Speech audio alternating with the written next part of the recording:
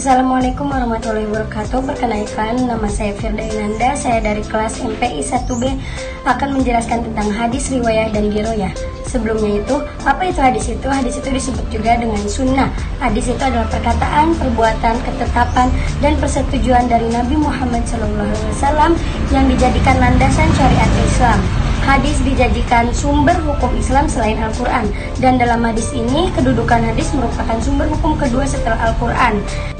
Nah, di sini saya akan menjelaskan hadis riwayah dan diroyah. Hadis riwayah itu adalah dari kata rawa yarwi riwayatan, yang berarti an-naql atau memindahkan. Secara istilah, hadis riwayah adalah ilmu yang mempelajari tentang periwayatan secara teliti dan berhati-hati bagi segala sesuatu yang disandarkan kepada Nabi Muhammad SAW, baik berupa perkataan, perbuatan, persetujuan, dan maupun sifat, serta segala sesuatu yang disandarkan kepada sahabat dan tabi'in.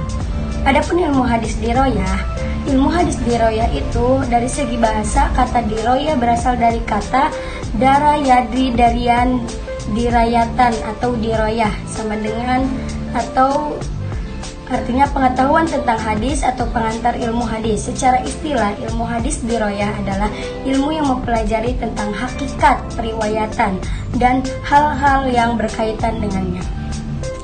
Nah, ingin dipersingkat lagi bahwasannya hadis riwayah itu adalah hadisnya dan diroyah itu adalah ilmunya.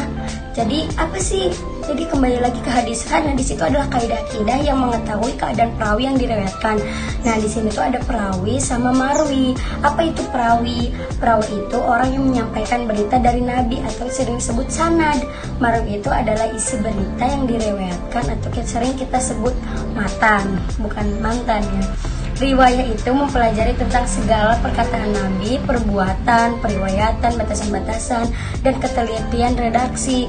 Kalau diroyah itu mempelajari tentang hakikat-hakikat periwayatan, syarat-syarat periwayatan, macam-macam periwayatan, hukum-hukum, dan lain-lain pokoknya.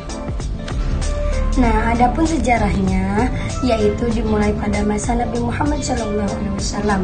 Awalnya masih tidak boleh dituliskan hadis itu karena masih ada Al-Quran.